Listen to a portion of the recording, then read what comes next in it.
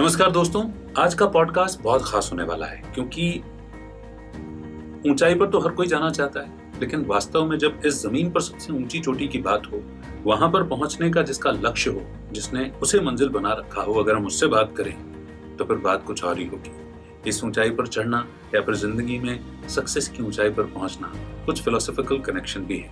हमारे साथ में है अमिता श्रीवास जी, जो कि छत्तीसगढ़ के एक छोटे से गांव से हैं, लेकिन उन्होंने बहुत ऊंचे और बहुत बड़े सपने न केवल देखे बल्कि उन्हें पूरा भी किया। उनकी स्टोरी जानेंगे और उनसे बहुत कुछ सीखेंगे। बने रहिए हमारे साथ। Thank you. आप लड़के हो, आप लड़की हो, इस चीज को आप बिल्कुल भूल जाइए।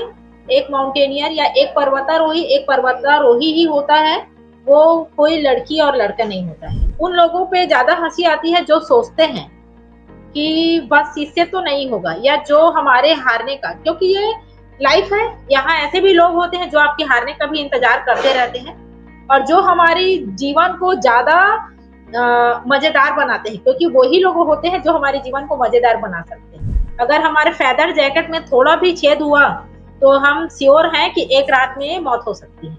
तो इसीलिए कोई भी चीज को सेकंड हैंड यूज करने का मतलब है कि हम अपने जीवन से खिलवाड़ कर रहे हैं, क्योंकि हम नहीं बोल सकते कि ये बहुत अच्छा है और हम वापस आ सकते हैं। इतने दिनों में हमने अपना फैट कम किया है, लेकिन माउंटेन्स पे जाकर वही फैट हमें जिंदा रखती है। तो इसीलिए हमें थोड़ा सा 15 दिन के भीतर क्लाइंबिंग करने से 15 दिन पहले फैटी खाना खिलाया जाता है थोड़ा सा, ताकि हमारे बॉडी पे फैट बन सके, जिससे हम वहां जिंदा रह सके और थोड़ा कम खानों में भी अच्छे से सरवाइव कर सके।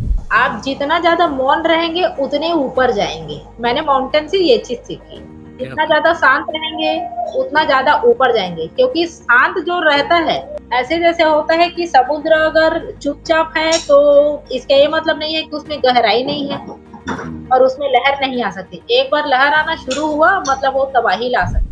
बहुत बहुत स्वागत है अमिता जी आपका आज के इस पॉडकास्ट एपिसोड में।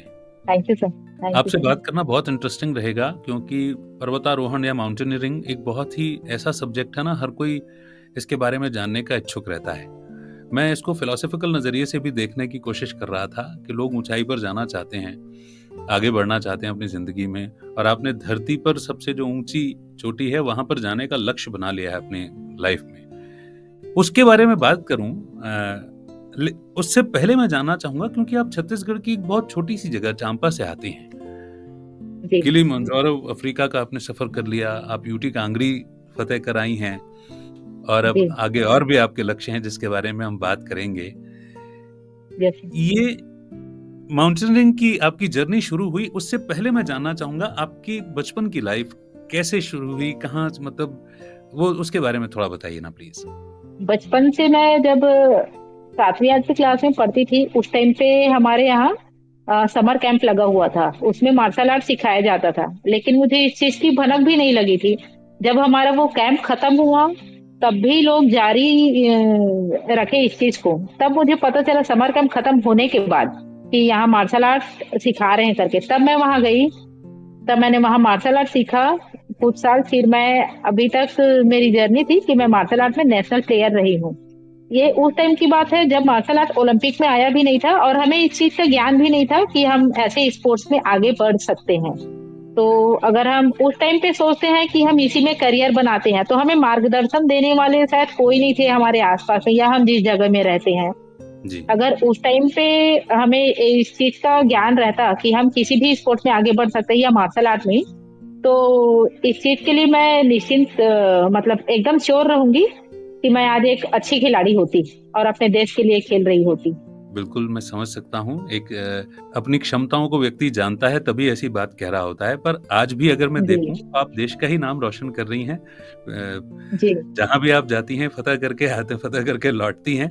और आपका एक स्टेटमेंट में पढ़ रहा था कि पर्वतारोही वही जो जीवित वापस लौट करके आए। यस, ये हमें पर्वतारोहण में सिखाया जाता है ये चीज कि माउंटेन्स को आप अगर माउंटेन में जा रहे हैं तो धैर्यता बनाए रखें, और कोई भी फैसला लेने से पहले इस चीज के बारे में अच्छे से आप सोच विचार करें कि आप जिस जगह पे जा रही हैं वहां से आप जिंदा वापस आ सकते हैं कि नहीं। क्योंकि अगर हम एवरेस्ट में गए और हमारी किसी कारणवश मृत्यु हो जाती है चोटी में, तो वो फतह नहीं कहलाएगी। जब आप जिंदा वापस आएंगे तभी वो हमारा फतह कहलाएगा। मतलब कितनी ना विल पावर आपके अंदर भरी जाती होगी उस ट्रेनिंग कैंप में कि जी। जब आप जा रहे हैं तो पूरी दृढ़ इच्छा शक्ति के साथ जा रहे हैं। लेकिन फिर भी मैं यस। समझता हूँ ममिता जी, बहुत यात्रा आसान नहीं है, क्योंकि आजकल लोग अपने घर से निकल करके अपनी गाड़ी तक जाते हैं, तब तक उनकी सांस फूल जाती है। वो 4 सीढ़ियां अपने फर्स्ट फ्लोर पर जा रहे होते हैं, उनकी सांस फूल जाती है। मतलब जब साधारण परिस्थितियों में ये होता है, आपके आगे तो दुर्गम ही है, कोई रास्ता तो है ही नहीं, रास्ता तो स्वयं बनाना है। और सबसे बड़ी बात है कि जो एनवायरनमेंट, जो आपको मौसम मिलने वाला है, उस मौसम के भी आप आदी नहीं हैं। ऐसे में आप एक पर्वतारोही का जाना, और ऊपर से, हालांकि मैं जेंडर डिस्क्रिमिनेशन में यकीन नहीं रखता, लेकिन फिर भी महिला होने के नाते हम सब जानते हैं कि शारीरिक संरचनाओं में और इसमें फर्क रहता है। जी जी जी। आपकी विल पावर आपको जीत दिलाती है, ये तो एक आत्मिक बल है जिसकी शक्ति के माध्यम से आप जीते हैं। लेकिन फिर भी जिस देह में आपको, जिस बॉडी में आपको जन्म मिला है, उसकी अपनी एक लिमिटेशन है। पर आप जो कार्य कर रही हैं वो वाकई में बहुत सराहनीय है। तो ये तो आपने बताया कि यदि आपको सही टाइम पे गाइडेंस मिल जाता तो आप एक नेशनल मार्शल आर्ट चैंपियन होती, प्लेयर होती, देश के लिए कंट्रीब्यूट कर रही होती। वो लम्हा, वो घड़ी कौन सी थी जब ये समझ में आया कि आप माउंटेनियर भी बन सकती हैं, पर्वतारोहण भी पर्वत पर भी चढ़ाई कर सकती हैं? ये बात है सन 2017 के आसपास की, जब हम जाते थे यहाँ ग्राउंड पे जाते थे, क्योंकि हमारे जगह पे बहुत अच्छे से ग्राउंड तो नहीं है, लेकिन उसके बाद भी हम जाते थे यहाँ पर दौड़ने के लिए या खेलने के लिए। बस मुझे बच्चे यहाँ, हमारे यहाँ एक मैदान है, भालेराय मैदान के नाम से जाना जाता है उसको, स्टेडियम चांपा में सिर्फ एक ही स्टेडियम है। वहाँ लोग बच्चे खेलते हैं, क्रिकेट खेलते हैं, फुटबॉल। मुझे बस देख कर ही आनंद मिलता था, लेकिन कभी ऐसा हुआ नहीं कि मैं भी खेलूं वहाँ, क्योंकि एक अलग तरह से लगाव है स्पोर्ट्स को लेकर। और बिना गाइडलाइंस के आज मैं एक माउंटेनियर बन गई हूँ। जैसा कि आपने कहा कि वो लम्हा था कि अगर मैं किसी गेम में या मार्शल आर्ट में नहीं जा पाई तो लोग मुझे और मेरे परिवार को मेरे नाम से जाने, और मैं मेरे नाम के सामने में वो चीज जाना चाहूंगी जो मुझे स्वतः से नहीं मिली है। जैसे कई बार होता है ना, जो हमारा टाइटल है वो हमारे फैमिली से हमें मिली हुई है, लेकिन नाम के सामने वो लगता है जो हमने मेहनत करके अचीव किया रहता है, वो मुझे चाहिए था। कुल मिला के मुझे मेरा नाम करना था, ये था। तो इसीलिए फिर मैंने एक बार ऐसे टीवी में देखते देखते पहाड़ चढ़ते हुए किसी लड़की को देखा, डिस्कवरी चैनल उस टाइम पे आ रहा था वो। तब मैंने ठाना कि अगर ये भी अगर एक गेम है जो चैलेंजिंग है, क्योंकि मुझे चैलेंजिंग ऐसा अच्छा लगता है, तो अगर ये चैलेंजिंग है तो इसको मैं करना चाहूंगी ऐसा करके। तब मैंने 2017 के आसपास से जब मैंने ठाना कि नहीं, मैं तो ऐसा कुछ करना है कि अपना नाम हो, बस उसी टाइम से अभी तक की जर्नी है ये। एक बात और समझना चाहूंगा मैं आपसे कि ये जब ये डिस्कवरी चैनल देखा या जब वो आप मैदान देखते थे, उस वक्त आपकी एज क्या रही होगी? 25 या 23 के आसपास। ओके। मतलब शुरू से ही, और है ना, थोड़ा सा शरारत भरा सवाल भी आ रहा है, क्योंकि आप मार्शल आर्ट्स खेलते हुए देखना, डिस्कवरी देखते हुए माउंटेनियरिंग की तरफ अट्रैक्ट होना, तो क्या पढ़ाई से थोड़ा सा गुरेज था क्या? पढ़ाई से तो रिश्ता, मेरे तो सेकंड डिवीजन आया था 10th में, 12th में फर्स्ट डिवीजन आया था। जी। कॉलेज में एवरेज बहुत ज्यादा अच्छी नहीं थी और बहुत ज्यादा डाउन भी नहीं थी। मुझे इतना पता था कि मुझे पास होना है, बस मैं पास होने के लिए पढ़ती थी, ना कि टॉप 10 में आने के लिए, क्योंकि मुझे पता था मुझे पढ़ाई वाले लाइन में नहीं जाना है, मुझे खेलना है, बस मैं इतना श्योर थी। और कोई चीज का कॉन्फिडेंस अंदर आ जाता है तो फिर सारी चीजें आसान हो जाती है वहाँ, क्योंकि हमारा फोकस सिर्फ एक चीज में हो जाता है। नहीं, बिल्कुल सही बात है। अब मेरे मन में जो प्रश्न आ रहा है, आपने एक बात कही कि बिना गाइडेंस के भी आप देखो एक छोटी सी जगह पर, मुझे लगता है कुछ चीजें डिस्टाइंड होती हैं, धीरे धीरे आप उसकी तरफ इंक्लाइंड होते हो, आप फिर राह भी मिलती चली जाती है जो आपके अंदर चाह होती है वैसी। आपने कहा कि बिना गाइडेंस के आप उस छोटी सी जगह से आप एक माउंटेनियर बनकर के निकली हैं, आप अपने छोटे से उस स्थान का, चांपा का, अपने प्रदेश छत्तीसगढ़ का, और फिर पूरे देश का मान बढ़ा रही हैं। पहली शुरुआत क्या थी जब आपको पता चला, क्योंकि जगह बहुत छोटी है ना, गाइडेंस तो अभी भी नहीं है। बिल्कुल। पहला मार्गदर्शन आपको किससे मिला, कहाँ से मिला कि यार मैं ये ट्रेनिंग लेती हूँ या मैं इस राह पर चलती हूँ? क्योंकि बिना ट्रेनिंग के वो विल पावर आना, या जैसे आपने कहा कि ट्रेनिंग में बताया भी जाता है कि भाई जीवित जो लौटे वही तो पर्वतारोही है, तभी तो फतेह कहलाएगी। तो वो पहला मार्गदर्शन कैसे हुआ, शुरुआत कैसे हुई उसकी? मैंने एक मेरी सहेली रहती है चंपी राजपूत करके अकलतरा में, चापा से 6 किलोमीटर दूर है अकलतरा। तो उससे मैंने बात किया कि क्षमा हमें मुझे ऐसा ऐसा करने का मन है, आप एक बार बता कीजिए ना, क्योंकि वो बाहर घूमी थी, मैं तो उस टाइम पे कहीं बाहर निकली भी नहीं थी। तब जी, उसने बताया कि दार्जिलिंग और उत्तराखंड ऐसे जो पहाड़ी एरिया में जो प्लेसेस है उसमें ऐसा होता है, ट्रेनिंग दी जाती है पहाड़ चढ़ने का। ऐसा हमें तो वो भी नहीं पता था कि उसको बेसिक माउंटेनियरिंग कहते हैं कि एडवांस माउंटेनियरिंग कहते हैं। माउंट आबू में एक इंस्टीट्यूट है स्वामी जी, विवेकानंद के नाम से, वहाँ होता है जी, बेसिक रॉक क्लाइंबिंग का कोर्स। तो मुझे बहुत अच्छे से याद है, 2018 के दिसंबर में, जी। 21 दिसंबर से 31 दिसंबर तक 3 दिन का था मेरा ट्रेनिंग। मैंने माउंट आबू के Swami Vivekananda institute of mountaineering से 10 दिन का रॉक क्लाइंबिंग का कोर्स किया था। उसके बाद 2019 मार्च अप्रैल में मैंने सिक्किम के चैनचेन एक है इलाका, वहां से मैंने बेसिक माउंटेनियरिंग का कोर्स किया था जो 28 डेज का था। तो एक और चीज है कि मैं एक जगह पे ऐसे जॉब करती हूँ, तो मुझे ऐसा बोला गया था कि अगर आप 28 डेज के लिए कहीं जा रहे हो तो फिर आपको रिजाइन देना पड़ेगा ऐसा करके। तो मैंने बहुत अच्छा रिक्वेस्ट ये किया था उन्हें कि मुझे कि रिजाइन के लिए नहीं बोले, अगर आप चाह रहे हैं कि मुझे सैलरी ना देना तो मैं नो वर्क नो पेमेंट पे मैं चले जाती हूँ ऐसा करके। हुँ, मुझे ऐसे हुँ। भी समय को सामना करना पड़ा था। जी, जी, जी। तो मैंने नो वर्क नो पेमेंट में 28 डेज वहां रहा और वो सब किया। उसके बाद मार्च अप्रैल 2019 में होने के बाद मैं अक्टूबर नवंबर में फिर से एडवांस माउंटेनियरिंग का कोर्स करने गई। एडवांस के समय हमने 5,500 मीटर को हमने वो किया था, क्या बोलते क्लाइंबिंग किया था, अच्छे से बहुत अच्छे से हुआ था। तो उस टाइम पे हमें सिखाया गया था ये सब चीज।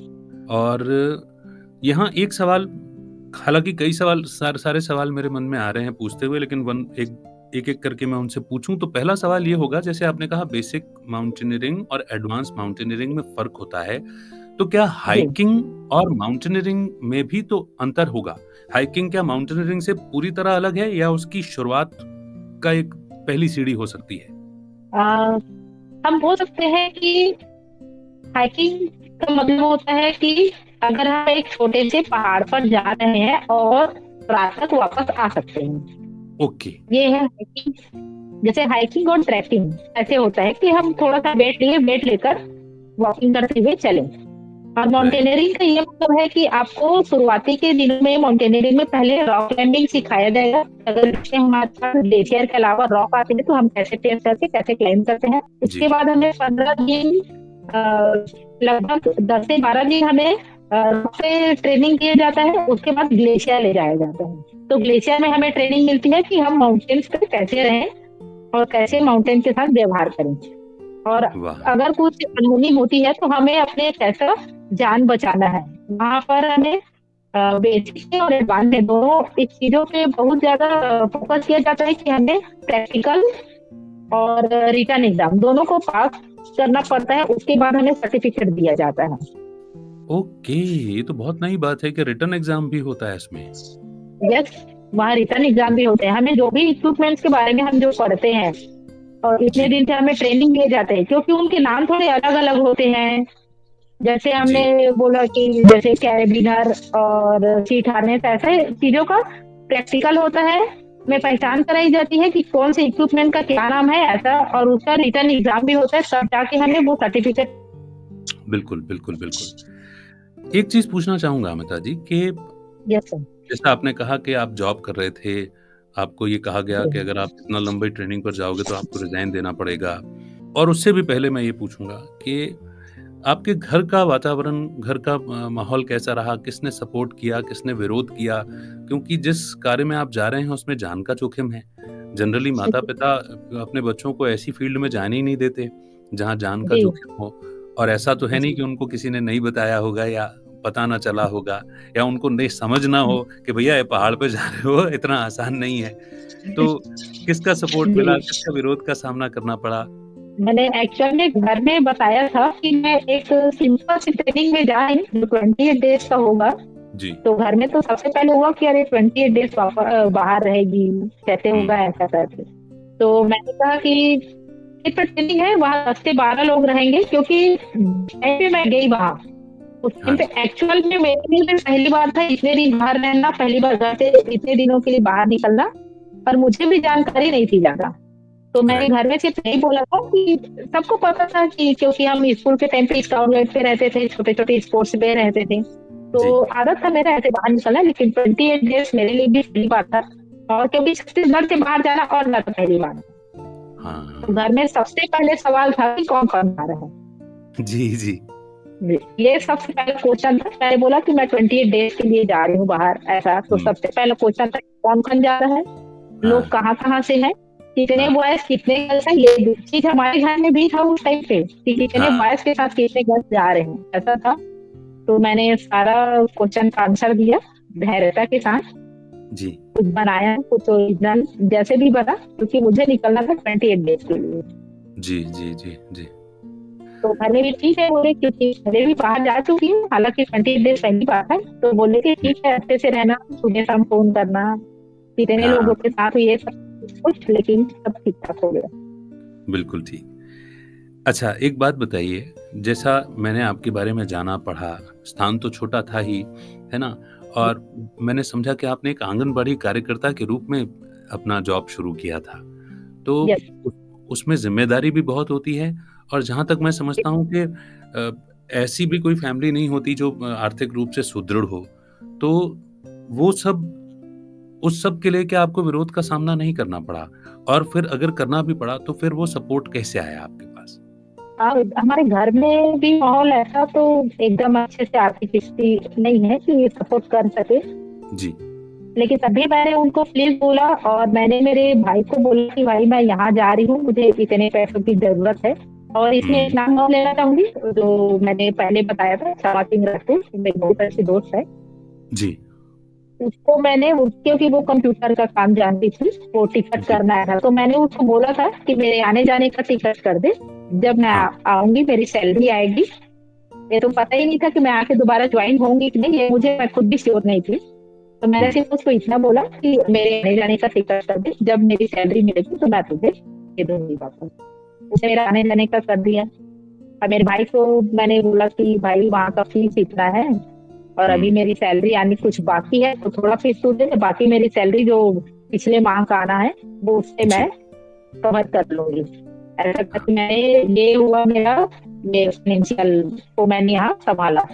अब रही बात घर में, तो घर का माहौल भी बहुत ज़्यादा अच्छा तो ऐसा नहीं है क्योंकि हम थोड़े बड़े परिवार में 5 बहन, 2 भाई, माता-पिता। तो पहले तो थोड़े-से विरोध हुए कि ऐसे कंडीशन में जा रही है ऐसा-ऐसा। तो धीरे से फिर वो भी माने, धीरे-धीरे कोई माने, कोई ना माने, कोई आने के बाद मनाना पड़ा, ऐसे कंडीशन थी। सबका राइट, राइट। जितने लोग उतने क्वेश्चन्स। सही बात सही बात है, सही बात है। अब मैं आपसे ये जी, पूछता हूँ कि 28 दिन की ट्रेनिंग में इतने सवाल, है ना?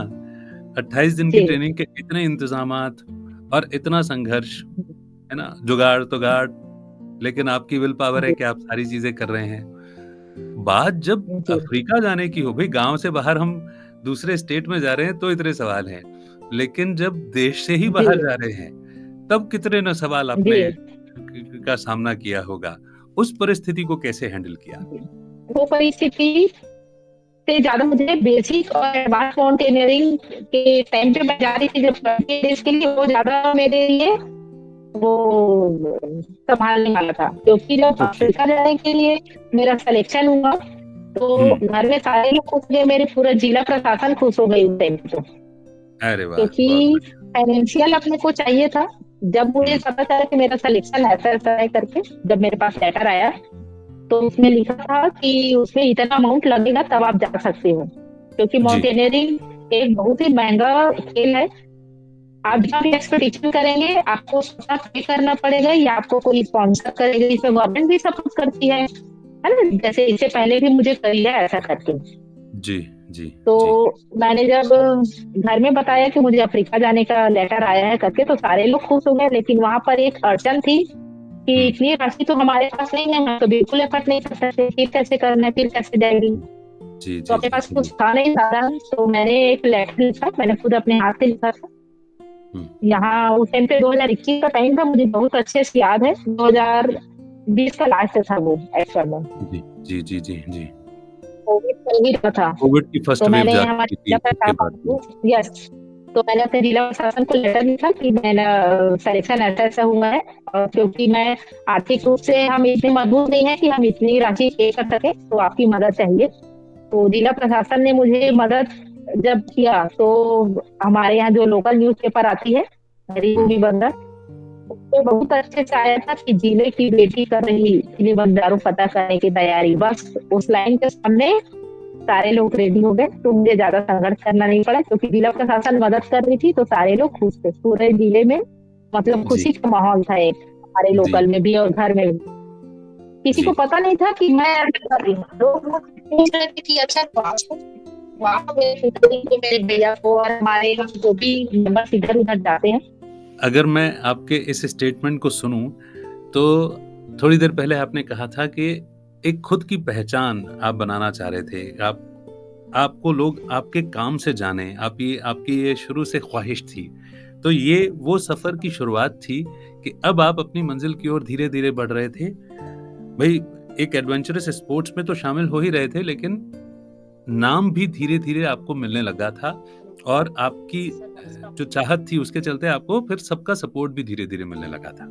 इससे पहले कि मैं किलिमंजारो की यात्रा का आपसे वृत्तांत सुनूँ या उसके अनुभव सुनूँ, मैं पहले ये जानना चाहूँगा कि ट्रेनिंग में जो सिलेक्शन होता है वो किस बेसिस पर होता है? कितने परसेंटेज लोग जाते हैं और कितने परसेंटेज लोग ही केवल सेलेक्ट हो पाते हैं? और ट्रेनिंग की विशेषता क्या होती है? क्या ये सख्त ट्रेनिंग होती है? लोग छोड़ के भी भागते हैं इस ट्रेनिंग को? सबसे पहले तो फिर मैं बताना चाहूँगी कि ये ट्रेनिंग होता है, कोई भी काम करने के लिए हमें शारीरिक रूप से ज़्यादा मानसिक रूप से तैयार होना पड़ता है। तो हमें मेंटली प्रिपेयर होके चलना पड़ता है कि अपने को कोई भी टास्क मिलेगा या हमें जैसे स्थिति पे रहने के लिए दिया जाएगा, हमें उस स्थिति पे कोई हमें सुख सुविधाएँ नहीं, घर के जैसे आपको टेंट से रहना है, और टेंट के बाद फिर आपको जैसे भी खाना दिया जाएगा वो खा और इसके बाद शारीरिक रूप से भी सक्षम होना बहुत ज़रूरी है। मान लीजिए कि अगर हम ट्रेनिंग कर रहे हैं, बीच में किसी का नी पेन होने लगा, तो उसको बोल दिया जाता है कि भाई नी पेन हो रहा है, आप 1-2 दिन के लिए रेस्ट देते हैं। 1-2 दिन के लिए रेस्ट देते हैं, डॉक्टर प्रोवाइड करते हैं, सारा चीज़ होता है। क्योंकि हम जब फॉर्म फिल किए रहते हैं, वहाँ हमारा मेडिकल सर्टिफिकेट माँगा रहता है, किसी भी माउंटेनियरिंग इंस्टीट्यूट में। ये एकदम नेसेसरी है।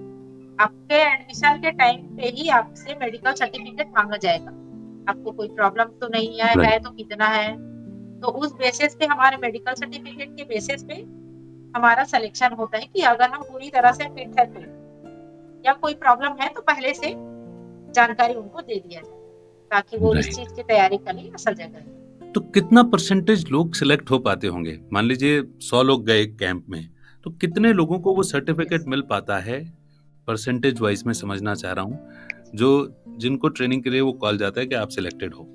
उसके लिए तो 50% से भी थोड़ा कम ही होगा, जी। क्योंकि सेलेक्ट होने का मतलब होता है कि एक बार अगर हम ट्रेनिंग पर गए, ट्रेनिंग पर जाने से पहले हमारा जो मेडिकल सर्टिफिकेट माँगा जाता है, वो सिर्फ़ कि हम फिज़िकल फिट है कि नहीं। फिज़िकल फिट वो सिर्फ़ पेपर में रहते हैं, उसके बाद जब लोग मैदान पे उतरते हैं, तो एक्चुअल में समझ में आता है कि हुँ, कौन कितने पानी में है। तो वहाँ पर जब हमें मेडिकल के बाद जब हम मैदान पे उतरते हैं कि हमें ऐसा-ऐसा, उसके बावजूद एडवांस माउंटेनियरिंग हम लोग का इतना ज़्यादा खतरनाक था, हमने ऐसे-ऐसे मतलब बर्फबारी देखी, जो छोटे-छोटे गोले जैसे हम साबूदाना खाते हैं सिंपल, वैसे टाइप के देखे जो चेहरे पे पड़ रहा था, ऐसा तूफान मैंने देखा पहली बार लाइफ में। उसके बाद से उन्होंने बोला कि सर हमें थोड़ा सिर में दर्द हो रहा है, हम नहीं जा सकते ऊपर, हमारे नी में पे हो रहा है, हम नहीं जा सकते।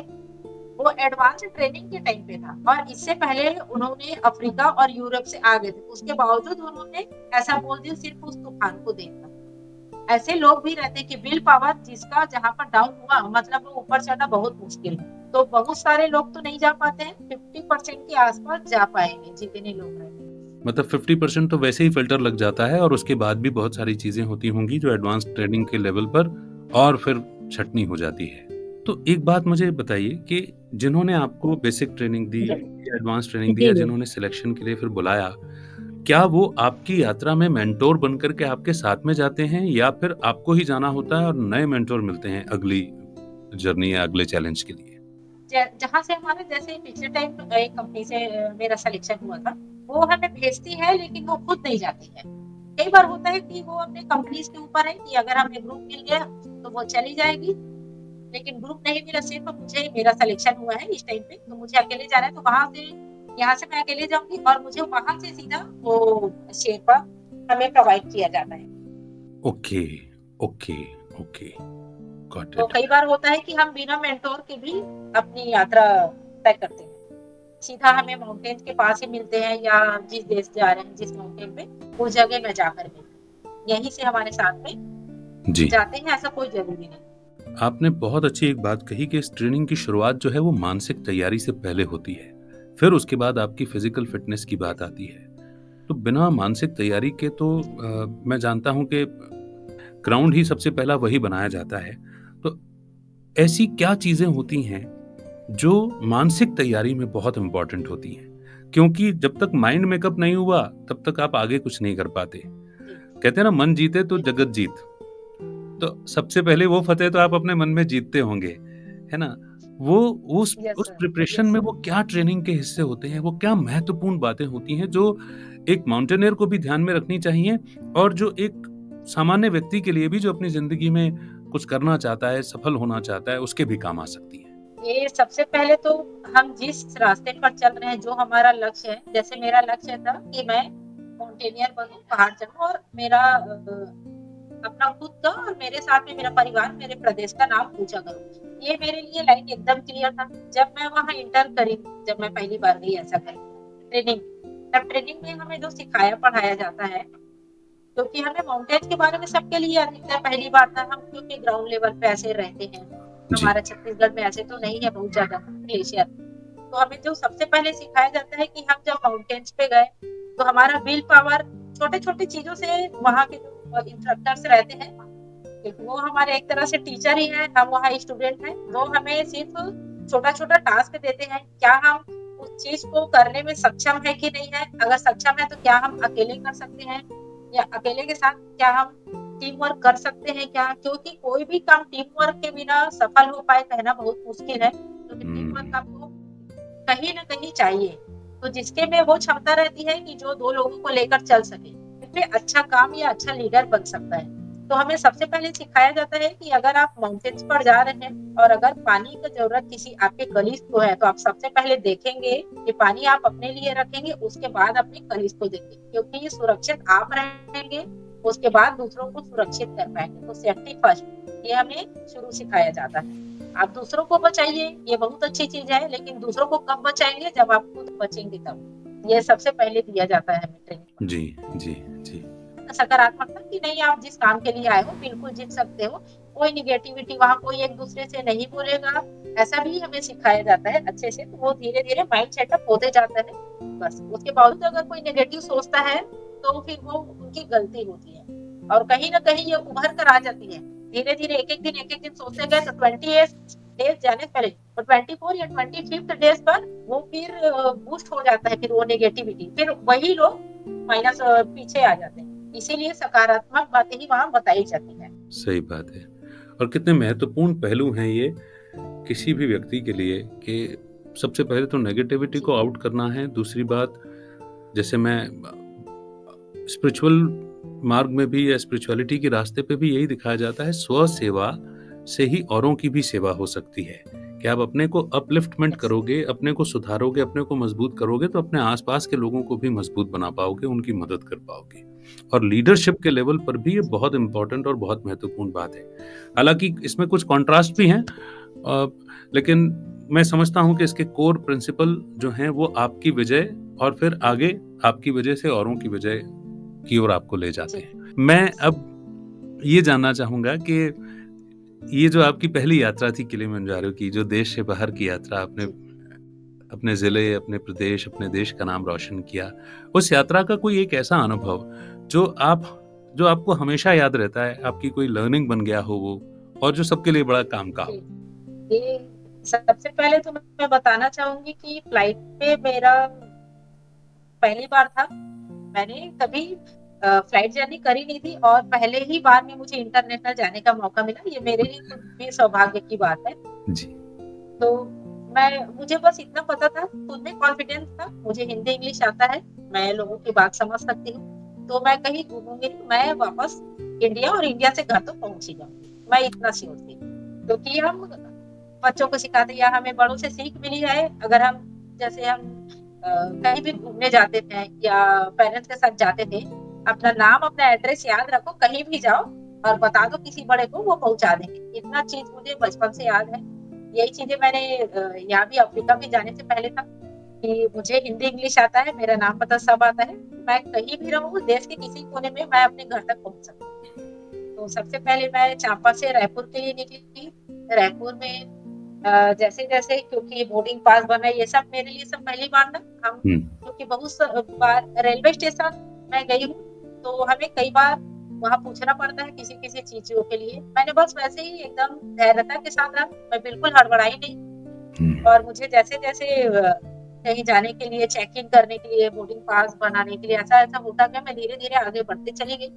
तब मुझे वहाँ जब मैं जा रही थी किगाली एयरपोर्ट में, जब मेरा वापसी था किलिमंजारो से, बहुत अच्छे से मैं आ गई। किलिमंजारो जब मैं गई थी और वहाँ वापसी आई, तो मुझे बहुत अच्छे से याद था, याद है अभी भी। एक सरदार जी मिले थे, वो इंडियन रेस्टोरेंट था किलिमंजारो में ही। जब मैं वहाँ अपने शेरपा के साथ, गाइड के साथ खाना खाने बैठी थी, वहाँ क्लाइंबिंग करने के बाद, उसका नाम सिमोन था, सिमोन है, अभी भी बातचीत होती है उससे। और मैं जब हम खाना खाने के लिए बैठे थे, दोपहर का खाना था, तो उन्होंने मुझे देखा और थोड़ी देर मुझे देखते रहे, तो मुझे भी अजीब लगा कैसे देख रहे हैं। और क्योंकि वो सरदार जी थे, पगड़ी बंधा हुआ था, तो मैं तो समझ गई थी, तो वो उनका ही रेस्टोरेंट था, तो वो थोड़ी दूर में बैठकर मुझे देख रहे थे। तो मैंने अपने खाना खत्म किया, उसके बाद मैंने शेरपा को बोला कि आप बैठो, मैं 2 मिनट आती। तो मैं उसके पास गई, सरदार जी के पास, जितेंद्र जी नाम था उनका। सरदार जी के पास गई, मैंने नमस्ते बोला और हिंदी में बात किया, तो वो बड़े खुश हुए कि आप एक लड़की हो कि इंडिया से यहाँ तक अकेली आई हो, वो भी क्लाइंबिंग करने के लिए। लोग तो यहाँ पढ़ने और जॉब करने के लिए आते हो, लेकिन आपका पर्पस बहुत अलग है। तो उन्होंने फिर मुझे रात को डिनर के लिए इनवाइट किया कि ये रेस्टोरेंट मेरा ही है, आप बिल्कुल आपका फ्री है, आप जब तक रुकेंगे तब तक आप यहाँ सुबह शाम दोपहर का खाना खा सकते हैं, और रात का डिनर आप हमारे साथ करेंगे, ऐसा कर। तो फिर अब जैसे अब चले गए, मैं होटल में गई अपने, फिर शाम को उनकी गाड़ी आई, वो मुझे खुद लेने आए, हम खाना खाए एक साथ उन्हीं के रेस्टोरेंट में। उन्होंने पूछा वेज नॉन वेज ऐसा करके, फिर हमने खाना खाया। तो वो जिस जगह पे किलिमंजारो है, उस जगह का नाम या उस शहर का नाम मोसी है। मोसी शहर में किलिमंजारो माउंटेन, जिसको ऊंचाई 595 मीटर है जी। तो उन्होंने मुझे मोसी घुमाया, वहाँ मंदिर, मस्जिद, स्कूल, कॉलेज जो था, रात को हम घूम सकते थे, होटल्स वगैरह जो भी सारे चीजें। कई बार ऐसे टाइम आया कि मुझे मतलब घुमाने के लिए उनकी फैमिली भी एक बार आई थी मुझसे मिलने के लिए, अपनी फैमिली से भी उन्होंने मुझे मिलाया जी। और हम बढ़िया से घूमे, मुझे बहुत अच्छा लगा। ये मोमेंट मेरे लिए यादगार था, और इसी चीज को मैंने अपनी फैमिली पे बता दिया था कि एक सरदार जी ने मुझे खाने पे इनवाइट किया। तो मेरे घर के लोग जो यहाँ थे, मेरे घर में इंडिया में, सारे लोग को चिंता हो गई थी कि विदेश में जाके कौन उसको मिल गया, कौन उसको निमंत्रण दे रहा है खाने में, वो चली जाएगी ऐसा करके, क्योंकि सब जान रहे हैं खाने के नाम से बहुत फेमस है ऐसा करके। मतलब खाना हुआ मतलब मैं थोड़ा सा ऐसे हो जाती हूँ जी जी। तो सारे लोगों को उस टाइम पे चिंता था कि इसके साथ जा रही है, कौन है, जानती नहीं है, खाना खाने जा रही है, अपने गाइड को मत छोड़ना, साथ लेकर चलना, ऐसा ऐसा जी जी। तो वो लम्हा मेरे लिए बहुत यादगार है कि सरदार जी ने मुझे बोला था ऐसा करके, विदेशी धरती पर कोई अपना मिला। बिल्कुल बिल्कुल, मुझे खुद भी बहुत अच्छा लगा था, ये लम्हा था मेरे लिए यादगार। बहुत बहुत बहुत और अच्छा अनुभव रहा। आपने कहा खाने की बड़े शौकीन हैं आप, क्या अच्छा लगता है आपको खाने में, सब कुछ या कुछ विशेष भी? मुझे खाने में सब पसंद है मुझे अलग अलग चीजें, अलग अलग खाना को खाने का शौक है। Variety of food. यस। बहुत बढ़िया।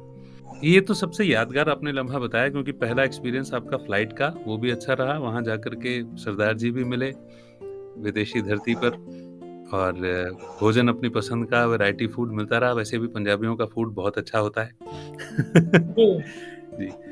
मैं उस चढ़ाई के भी अनुभव को जानना चाहूंगा, क्योंकि ट्रेनिंग एक अलग चीज होती है ना? जी। भाई वो तो आपकी तैयारी चल रही थी, असली परीक्षा तो अब थी ना, जी, असली प्रैक्टिकल जो यस। थे, तो उन असली प्रैक्टिकल में आपने क्या ऐसा महसूस किया जो जो आपको ये लगा कि ट्रेनिंग में तो ठीक है, सुना था कि शायद ऐसा होगा लेकिन ये तो हो गया वाक़ई में, या ये बिल्कुल ही अलग है, ये तो बताया ही नहीं था, आउट ऑफ सिलेबस क्वेश्चन आ गया? ये आउट ऑफ सिलेबस ना मेरा आया था यूटी कांगड़ी में आया था एक्चुअल ओके, में। इसलिए मुझे अफ्रीका में बिल्कुल भी कोई भी तकलीफ या कोई भी चीज़ ऐसे मेरे साथ नहीं हुआ। अच्छा-अच्छा हो गया अफ्रीका में। ठीक है। अफ्रीका में सिर्फ़ एक चीज़ हुआ था कि हम जैसे-जैसे हाइट पे जाते हैं, हमने पढ़ा था कक्षा 7वीं में मुझे बहुत अच्छे से याद है, कि जैसे हम हाइट पर जाते हैं, तो हमारे नाक से खून क्यों आने लगता है? तो हुँ, उसका आंसर था कि ऑक्सीजन लेवल कम होता है और वायु दाब भी थोड़ा अलग रहता है, इसलिए हमारे नाक से खून आना चालू हो जाता है। जी, तो ये मेरे साथ प्रैक्टिकल हुआ था जब मैं अफ्रीका गई हुई थी। तो मैंने वहाँ अपने शेर्पा को भी ये चीज़ नहीं बताई कि मुझे ऐसा प्रॉब्लम हो रहा है करके, क्योंकि अगर मैं बताती तो मुझे डर था कि कहीं वो मुझे बैक रोक डाउन ना करा दे। हुँ, यस, तो मैंने कारण जान लिया था कि मुझे फिज़िकली मैं फिट हूँ, सिर्फ़ और सिर्फ़ मुझे क्योंकि हाइट पे हूँ मैं इसीलिए ही ब्लड आ रहा है ऐसा करके, तो मैंने शांत रखा अपने आप को और धीरे-धीरे ऊपर चढ़ते गए। क्योंकि हम रुकते-रुकते चढ़ते हैं, 4 दिन की जर्नी थी किलिमंजारो मेरे लिए, तो लगभग वो 2 दिन बाद का समय था जब मेरे नाक से खून आना चालू हुआ था और क्योंकि मैं जान रही थी, मुझे याद आ गया कि नहीं मैं क्लास 7th में पढ़ी थी, सिर्फ़ वायु दाब के कम ज़्यादा होने से ही आता है और क्योंकि ऑक्सीजन लेवल कम होता है तो मैं ज़्यादा घबराई नहीं। तो एक वो भी चीज़ हुआ मेरे साथ पर हिम्मत की और बात है बोला अमिता जी, जाता है ये जी, हिम्मत की यस बात सर। है क्योंकि नाक से खून आना, पहले तो व्यक्ति घबरा ही जाएगा और ऐसे जी, समय पर जो आपने शुरू में बात कही कि धैर्यता से काम लेना होगा, आपने धैर्यता से काम भी लिया जी। और हिम्मत भी रखी कि ठीक है, ये तो पड़ा हुआ है, ये तो नॉर्मल सी बात है और अपने शेरपा तक को नहीं बताया कि कहीं वो रोक ना दे। एक कारण मुझे पता चल गया था उसके अलावा मेरे पास कोई कारण नहीं था कि ऐसा तबीयत में कुछ प्रॉब्लम हो। फिर आगे कुछ बता रहे थे आप उसकी जर्नी की दुर्गमता के बारे में, यानी अनुभव के बारे में। तो अनएक्सपेक्टेड चीज़ें मेरे साथ किलिमंजारो में ना होकर यूटी कांगड़ी में हुई, हुँ, क्योंकि वो अनुभवी लोगों का टीम था। बहुत सारे लोग थे, हम 8 से 9 लोग थे और राइट, उसमें मेरे से ऐज में भी बड़े लोग थे और अनुभव में भी मुझसे ज़्यादा थे। उन लोगों की टीम को मैं लीड कर रही थी, गुड, क्योंकि उन लोग ऐसे लोगों की टीम जो एवरेस्ट से आ चुके हैं, जो 2024 में कंचनजंगा गए। ऐसे लोगों की एक अनुभवी लोगों की टीम को मैं लीड कर रही थी, तो वहाँ मुझे हर कदम पे फैसला लेना था। हालाँकि वो लोग भी बता सकते थे मुझे, लेकिन वहाँ पर रोल प्ले मेरा था। राइट, अहम फैसला लेना था मुझे और हाँ तो क्यों, नहीं तो क्यों, इसमें भी मुझे उनको रिपोर्ट करना था कि मैंने ऐसा ओके, क्यों किया और नहीं किया तो क्यों नहीं किया। राइट, तो ये चीज़ मेरे लिए था जब हम जा रहे थे और जिस चोटी से यूटी कांगड़ी 6070 मीटर है लेह में, जो कि प्राचीन हिमालयन रेंज की है। तो वहाँ पहुँचने से पहले लगभग 50 कदम दूरी पे 50 कदम दूरी पे एक एवालांच आ गया था। अच्छा, एवालांच हमने सिर्फ पढ़ा था, हमने सुना था, सिर्फ सुना था और पढ़ा था। जी, जी, जी, जी, क्योंकि जब हम गए और हम वहाँ पर क्योंकि रोप फिक्स करना था हमें ग्लेशियर पे।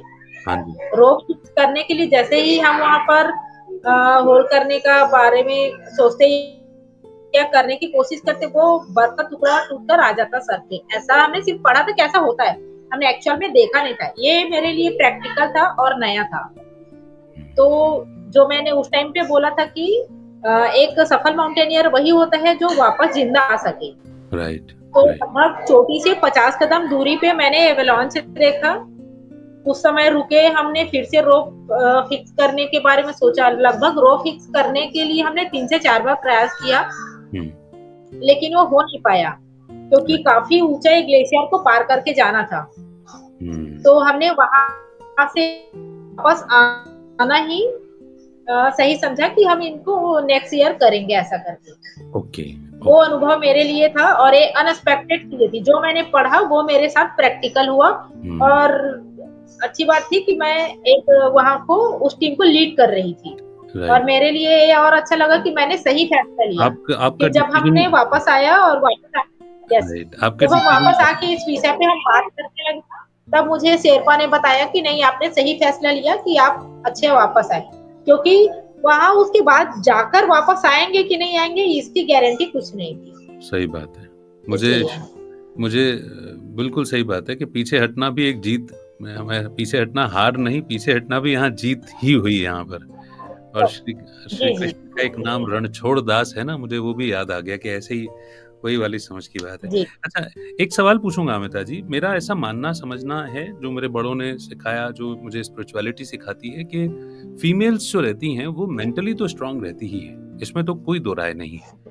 फिर जी ऐसा क्यों देखा जाता है कि वो माउंटेनियरिंग की फील्ड में वो कम जाती हैं? क्योंकि पहली तैयारी अगर मतलब मानसिक तैयारी है, तो मानसिक शक्ति से तो ऊपर वाले ने संपन्न बनाया है महिला शक्ति को, नारी शक्ति को।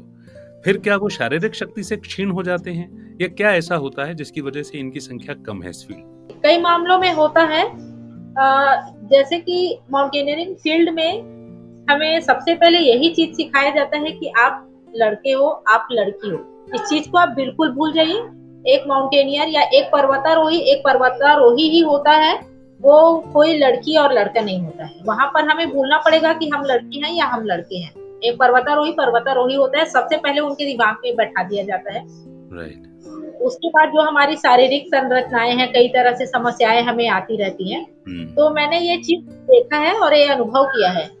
हम माउंटेन्स पे हो, हम ग्राउंड पे हो, या हम जिम में हो, सारे जो हमारे ग्राउंड मेट होते हैं, जिम मेट होते हैं, या माउंटेन पे हमारे जो कलीग्स होते हैं, साथी होते हैं, वो बहुत ज्यादा हेल्पिंग नेचर के होते हैं। मैंने तीनों जगह में ये चीज अनुभव किया है। और राइट, एक या दो जगहों में अगर ये अनुभव रहता तो शायद मैं गलत हो सकती थी, लेकिन मैं तीनों जगह तो गलत नहीं होंगी। राइट। ठीक है, हम खुद बचेंगे उसके बाद बचाएंगे, हुँ, ऐसा हमें सिखाया जाता है, सेफ्टी फर्स्ट। लेकिन सारे लोग बढ़िया हेल्पिंग नेचर के होते हैं, क्योंकि ये चीज हमें और अच्छे से सिखाया जाता था, सिखाते हैं जब हम ट्रेनिंग पे रहते हैं। तो आप बचोगे तो बचाओगे, एक पहला हुआ। दूसरा, अगर आप जानबूझ को किसी के नहीं बचाओगे, हाँ, तो फिर आपका भी वापस आना मुश्किल है। इसलिए आपको ये नेचर रखना पड़ेगा खुद में।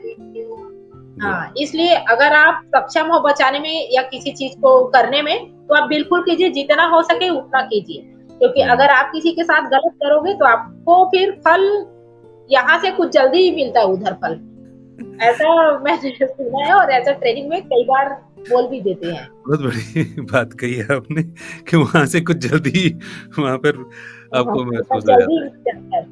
अच्छा अमिता जी, मैं जानता हूँ कि जो फीलिंग ऑफ ब्लिस रहती है उसको, या आनंद का जो अनुभव रहता है उसको बयान नहीं किया जा सकता शब्दों में। लेकिन वो क्षण जब आप उस चोटी पर पहुँचते हैं, जब आप अपने ध्वज जी को लहराते हैं, या वो मोमेंट जब आप ये डिक्लेरेशन होता है कि हो गया, जी पहुँच गए उस मंजिल तक। उस जी अगर मैं फिर भी आपसे समझना चाहूँ, इस वक़्त आपके चेहरे पर वो आई वो मुस्कुराहट, वो अनुभव कैसा रहता है उस वक़्त? क्या फ़ील हो रहा होता है उस वक़्त? ये चीज ना मुझे, जब मैं अफ्रीका की सबसे ऊंची चोटी माउंट किलिमंजारो 5895 मीटर्स पर पहुंची मैं, हुँ, तब ये था। वहां अधिकतर ऐसा होता है, वहां दो लोग बहुत अच्छे से याद आते हैं। पहला, जिन्होंने आपको साथ दिया। दूसरा, जिन्होंने आपका साथ नहीं दिया। ये ओह! दो लोग वहां जरूर याद आते हैं। तो सबसे पहले तो जैसे हम संघर्ष करते हुए जाते रहते हैं ग्लेशियर को पार करके, या हम ऐसा देखते हैं कि बस एक कदम और सामने मौत है, उस जगह पे हमें वो लोग याद आते हैं, चाहे फैमिली से रहे या आपके दोस्त रहे, कि नहीं रे उससे लड़ाई हो गई थी, मैं ही जाकर सॉरी बोल देती हूँ, क्योंकि हम मौत को सामने देख रहे होते हैं। ये वाली फीलिंग्स आई थी मुझे भी, कि नहीं नहीं, गलती किसी की भी हो, जीवन एक बार मिलता है, ये वाली जब तक जिंदा है रह ले साथ में, ये वाली फीलिंग्स मुझे भी हुई थी, क्योंकि सामने मौत मैं खुद देख रही हूँ। एक, और दूसरा, हम उस पल में भावुक हो जाते हैं, मैं खुद भी हो जाती हूँ इस चीज को याद करके, कि किसके वजह से या कौन कौन लोग थे मेरे यहाँ आने के कारण थे।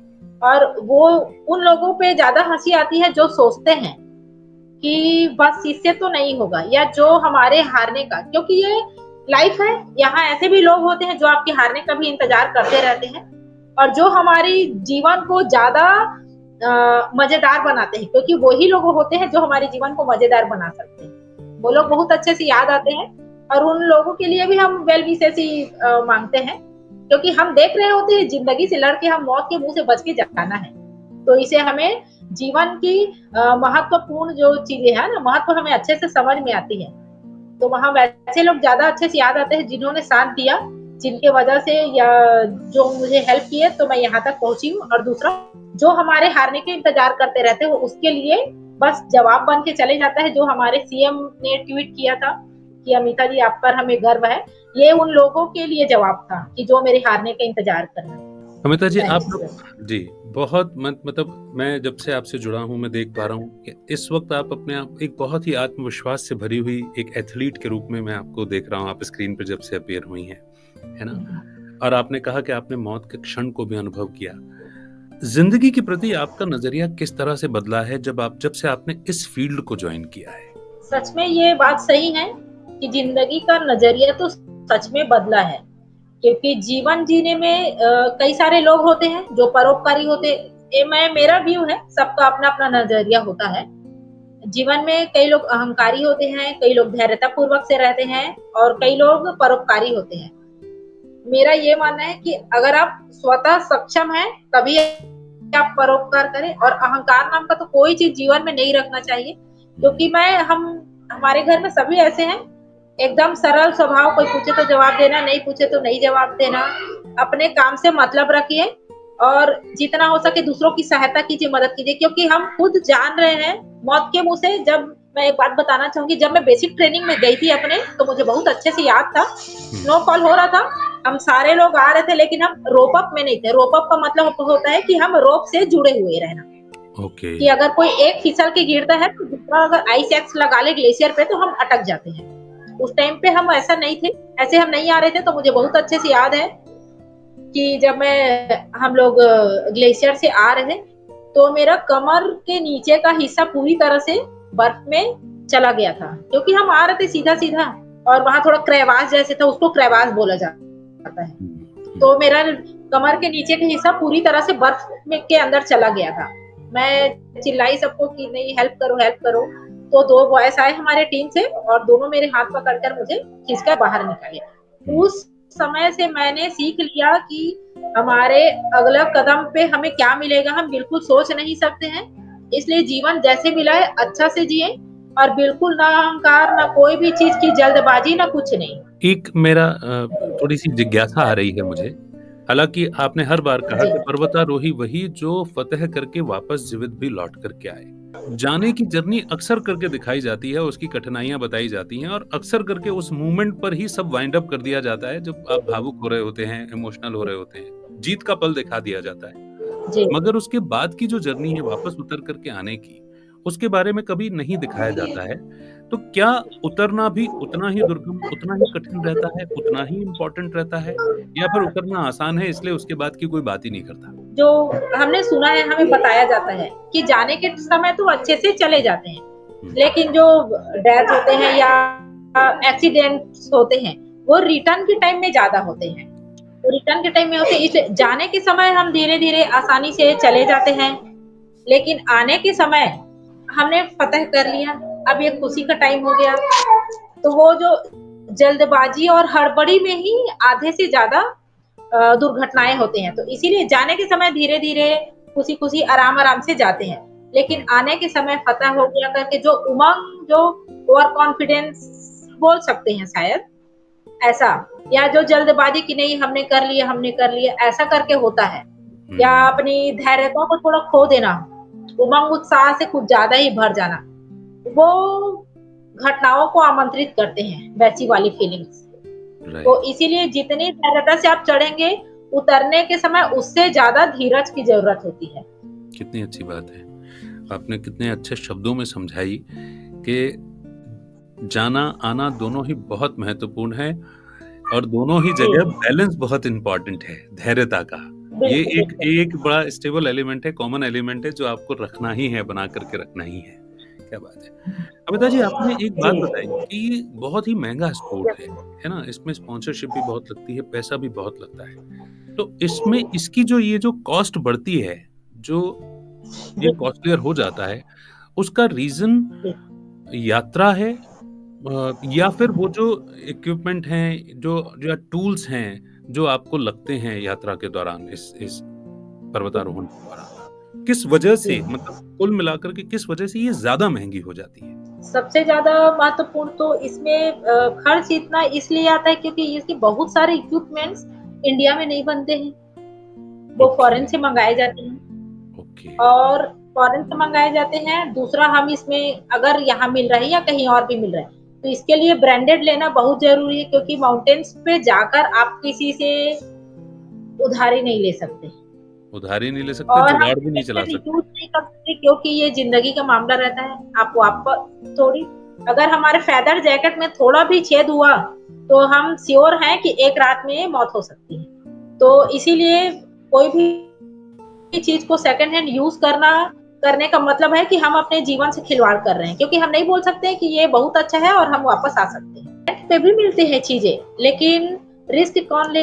अगर रेंट पे कोई चीज़ें बिगड़ गई या कुछ है, तो माउंटेन पे कोई भी जाकर उसको रिपेयर नहीं करेगा, ना उसके बदले में हमें कुछ देगा कि आप इसको बदल लो, हम इसको रिपेयर करके कल दे देंगे। हुँ, ऐसी चीज़ें वहाँ होती नहीं है और फॉरेन से वो चीज़ें मँगाई जाती है और तीसरा बात है हम जिस कंट्री में जा रहे हैं या मान लीजिए हम इंडिया में भी हैं, तो अगर किसी और कंट्री में जा रहे हैं तो वहाँ की गवर्नमेंट को हमें पे करना होता है और वहाँ की शेर्पा को देना होता है, क्योंकि हमें परमिशन मिलेगी, परमिशन की अलग फीस लगती है और हमें जो ऊँची चोटी पे चढ़ना होता है, उसके लिए फीस लगती है ओके। और जो शेर्पा लेकर जाएँगे और वहाँ पर जो हमें एक्लेमेटाइज़ के लिए जो रहता है, अकोमोडेशन के लिए, खाने-पीने, रहने का उसके लिए। क्योंकि हम ऐसे ग्राउंड पे रहते हैं तो हमें इतना सारा व्हीकल्स है हमारे लिए सुविधा के लिए, हुँ, हम उसको यूज़ करते हैं सामान लाने के लिए, लेकर जाने के लिए।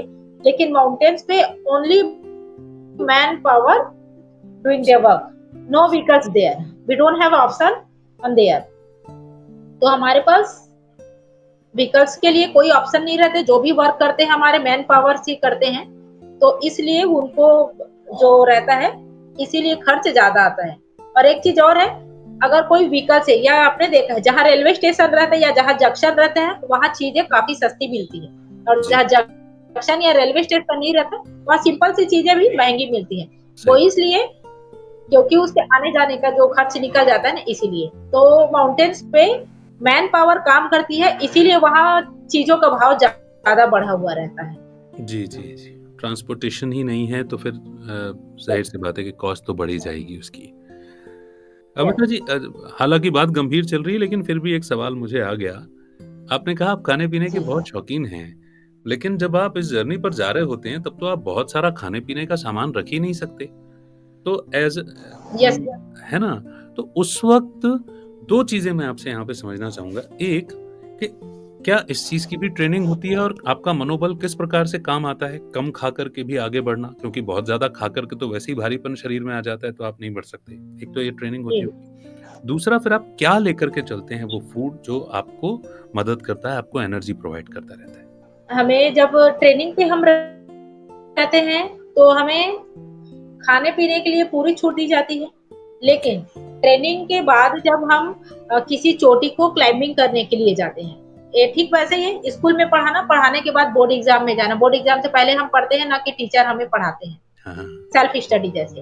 ये ठीक वैसे ही होता है, ट्रेनिंग में हमें पूरी तरह से खाना-पीना दिया जाता है और हमें ट्रेनिंग कराई जाती है। लेकिन जब हमें कोई चोटी को क्लाइंब करना है, किसी पीक को क्लाइंब करना है, तो उससे पहले हम जो फिज़िकल ट्रेनिंग किए रहते हैं, तो उसमें हमें बहुत सारी चीज़ें बाध्य होती है ताकि हमारा तबीयत ना बिगड़े, हुँ, ज़्यादा मीठा ना खाएँ। हमारी बॉडी फिटनेस पे पूरा फ़ोकस होता है। राइट। जैसे ही बॉडी फिटनेस पे फ़ोकस होता है, उसके बाद हम किसी चोटी पे चढ़ने से 15 दिन पहले हुँ, हमें फिर से खाना खिलाया उतना सारा जाता है। ड्राई फ्रूट्स हो गया और ये सब चीज़। इतने दिनों में हमने अपना फैट कम किया है लेकिन माउंटेन्स पे जाकर वही फैट हमें ज़िंदा रखती है। तो इसीलिए हमें थोड़ा-सा 15 दिन के भीतर क्लाइंबिंग करने से 15 दिन पहले फैटी खाना खिलाया जाता है थोड़ा-सा ताकि हमारे बॉडी पे फैट बन सके, हुँ। जिससे हम वहाँ ज़िंदा रह सकें और थोड़ा कम खानों में भी अच्छे से सर्वाइव कर सकें। और और ऐसी कम चीज़ों को रखते हैं जो हमें तुरंत एनर्जी देता है। हाँ। जैसे चॉकलेट्स हो गया और कुछ भी चीज़ें।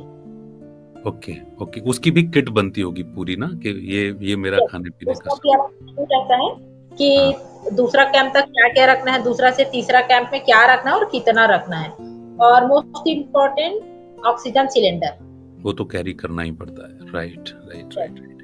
वो बड़ा मैं क्योंकि हमने तो चित्रों में और फ़िल्मों में ही देखा है ना कि आपका चश्मा भी अलग है, आपकी ड्रेस भी अलग है, आपकी जैकेट अलग है, सिलेंडर चल रहा है, रोप आपके पास हमेशा रहनी चाहिए और आई डोंट नो क्या उनको टेक्निकल टर्म बोला जाता है। हैमर इधर से तो हैमर यस बोलूँगा मैं लेमैन लैंग्वेज में। मैं समझ रहा हूँ ये काफ़ी महँगा स्पोर्ट है और इसमें और वो जेन्युइन भी है कि सीधे-सीधे हमने बचपन में देखे ना वो मौत के कुएँ में ट्रेन चलाने वाले वो तो खेल थे, ठीक है। ये तो माफ़ी चाह रहा हूँ ऐसा शब्द इस्तेमाल कर रहा हूँ लेकिन ये ज़िंदगी इधर कुआँ इधर खाई वाली बात है। हर कदम बड़ा अनजाना सा है और ज़िंदगी और मौत का ही सवाल हो जाता है हर कदम पर। अब मैं आपसे जानना चाहूँगा इससे पहले कि ये फाइनेंस से रिलेटेड एक और सवाल करूँ। एक पर्वतारोही के लिए एक जर्नी होती है जैसे आपकी मेरी बात भी हो रही थी आपने कहा कि ऐसे नहीं कि सीधे आप माउंट एवरेस्ट चढ़ोगे। उससे पहले आपको अलग-अलग चोटियाँ धीरे-धीरे प्रैक्टिस कराई जाती हैं। ये जर्नी क्या होती है? और फिर सबसे ऊँची मंजिल क्या माउंट एवरेस्ट ही है? जैसे कि वर्ल्ड में सबसे ऊँची तो अभी माउंट एवरेस्ट ही है, जी, जिसको नवीन मलिक पर्वत कहा जाता है। जी। नवीन मलिक इसलिए कहा जाता है क्योंकि डे बाय डे उसका हाइट बढ़ रहा है। पहले था 88-48 था, अभी ऑलमोस्ट 52 टच हो गया है। क्या बात! 8,852 हो गया है वो। जी, जी, जी, तो जी। इसीलिए उसको नवीन वलिद पर्वत कहा जाता है। जैसे कि अगर कोई छोटे से कॉलेज में 12वीं पढ़ रहा है उसके लिए ग्रेजुएशन चाहिए, ग्रेजुएशन के लिए के बाद पोस्ट ग्रेजुएशन चाहिए। ठीक वैसे ही ये माउंटेन्स का भी है। वैसे ही कैटेगरी बटा हुआ है 7 महाद्वीप में अलग-अलग ऊँची चोटियाँ हैं सभी महाद्वीप की और विश्व की सबसे ऊँची चोटी है माउंट एवरेस्ट। तो सभी पर्वतारोहियों का ये सपना होता है कि हम भी वर्ल्ड के हाईएस्ट पीक को टच करके आएँ। ठीक वैसे ही मेरा भी सपना है कि मैं माउंट एवरेस्ट को टच करूँ और हमारा परिवार और प्रदेश का नाम ऊँचा करूँ। क्या बात है! कभी बचपन में ज़रूर पढ़ा होगा कि इस तरह से कि 7 महाद्वीप और हर महाद्वीप में एक सबसे ऊँचा माउंटेन, जी। माउंट एवरेस्ट के बारे में हम सब जानते हैं, लेकिन फिर भी मैं आपसे जानना चाहता था कि क्या वाक़ई में यही सबसे ऊँची मंज़िल है? मतलब क्या इसके बाद फिर क्या होता है? क्या इसके बाद फिर पर्वतारोही बैठ जाता है या वो किस तरह से उसके बाद क्या लक्ष्य होते हैं? पर्वतारोही तो कभी बैठते नहीं हैं क्योंकि एक बार जिनको चलना आ गया वो बैठ के रह ही नहीं सकता। वो जब तक वो चलने में सक्षम है वो चलता रहेगा। वो बैठ के रह ही नहीं सकता है वो। जी, जी, जी, जी, जी। बहुत अच्छी बात आपने बताई। माउंट एवरेस्ट टच करने के बाद हमारे में तो एटलीस्ट हम माउंटेनियर का क्राउन पहन लेते हैं एक तरह से। हाँ, हमारे नाम के सामने में जब माउंटेनियर या पर्वतारोही शब्द आता है, उसी शब्द से हमें मोटिवेशन मिल जाता है और जब मौका मिले चढ़ जाते हैं या दिखाना आगे दूसरों को मार्गदर्शन कर सकते हैं और जो भी ख़ामियाँ फैली हैं, उस चीज़ को हम बहुत अच्छे से देख सकते हैं क्योंकि जो मौत से लड़ के आया रहता है ज़िंदगी उसके लिए बहुत अच्छे से समझाने में आसान हो जाती है। सही बात है। तो अब आप लद्दाख हो आए हैं, है ना? यूटी, जी, कांगड़ी आप कर आए हैं। आपकी अगली यात्रा ये कहाँ की है? मेरी अगली यात्रा है माउंट एवरेस्ट के लिए है। क्या बात है! मैं माउंट एवरेस्ट अभी जाना चाहती हूँ, इससे बात भी चल रही है हमारे गवर्नमेंट से हुँ, और मुझे पूरी आशा है, पूरी उम्मीद है कि हमारे राज्य सरकार श्री विष्णुदेव देसाई जी जी। मुझे इस चीज़ में सहयोग करेंगे। मैं भी यही समझता हूँ कि जिस प्रकार का उनका स्वभाव है, जिस बैकग्राउंड से वो आए हैं, वो भी एक छोटे से गाँव से किसान पुत्र हैं और इस वक़्त प्रदेश के मुखिया के रूप में जी, अपना किरदार निभा रहे हैं। और छत्तीसगढ़ के बारे में मैं देखता हूँ जी, कि छोटे-छोटे क्योंकि गाँव का ही प्रदेश है, तो छोटे-छोटे गाँवों से बड़े-बड़े जी, अचीवमेंट करने वाले लोग आजकल नज़र में आते हैं, उनमें से आप भी एक हैं। मैं भी यही समझता हूँ कि जी, आपको ये मदद प्रशासन की तरफ से ज़रूर मिलेगी। एक और सवाल यहाँ पर जोड़ूँगा कि माउंट जैसे आपने कहा कि माउंट जी। एवरेस्ट की ही आपकी यात्रा है, तो माउंट एवरेस्ट में भी क्या सबसे हाईएस्ट पीक या फिर पहले बेस कैंप, उसके बाद का कोई और पड़ाव और या फिर सीधे हाईएस्ट? माउंट एवरेस्ट में लगभग 55 दिन की यात्रा होती है ये। 55 दिन लगते हैं वहाँ जाना, वहाँ जाकर आना। उसमें 4 कैंप्स होते हैं। कैंप 4th के बाद से वो जो खतरे की घंटी बजना शुरू हो जाता है, तो 4th कैंप से बजता है। हमें क्योंकि बहुत टाइम से बार-बार एक पीक पर जाना, पीक से वापस आना क्योंकि आधे तक। क्योंकि हुँ, हम जिस माउंटेन्स पे जाते हैं, उस माहौल में ढलना बहुत ज़रूरी होता है, इसलिए हम रुक-रुक कर जाते हैं। अगर हम सीधा ही चढ़ने को तो कोई भी माउंटेन्स के लिए 4 से 5 दिन में चढ़ जाता है। लेकिन अगर वो 4 से 5 दिन में अगर चढ़ता है, तो श्योर है कि उसकी डेथ हो जाएगी। क्योंकि हम ओके, अभी ग्राउंड लेवल पे हैं, सीधा हम जाएँगे तो हमारे ब्रेन का जो हिसाब-किताब है वो बहुत ज़्यादा बदल जाएगा और उसकी डेप्थ निश्चित है, इसलिए हमें धीरे धीरे और आराम से लेकर जाया जाता है। और सेम प्रोसेस रिटर्न के समय भी होता है। ओके। वायु दाब वहाँ कम है, वहाँ पर ऑक्सीजन लेवल कम है, आप एकदम से नीचे आ जाएंगे तो तबीयत बिगड़ने के फुल चांसेस रहते हैं। इसलिए सब चीज आराम से किया जाता है। वहाँ हमें एक्लेमेटाइज के लिए कुछ दिन रोका जाता है, लगभग 10 से 12 दिन ऐसा करके। तो इसलिए आराम से जाना होता है, आराम से आना होता है। आपके हर जवाब में एक सीख है अमिता जी। मतलब अभी मैंने सीखा कि जोश में होश नहीं खोना है और होश संभाल के धैर्यता से ही चलना है। और आप हर पड़ाव पर ठहरें, जी जायजा लें, उसके बाद ही जी अगला कदम बढ़ाएं। ये सब सीखने को मिल रहा है। अमिता जी, एक और बड़ी अजीब सा जी सवाल यस मन में आया और मैं पूछना भी चाहूंगा ही कि यात्रा ही ऐसी है, फील्ड ही ऐसी है, कई बार ऐसी घटनाएं हो जाती होंगी जैसा। और मुझे जब ये पूछते हुए मुझे वो एक फिल्म का भी सीन याद आ रहा है। चलते चलते यात्रा में कई साथी रह भी जाते होंगे।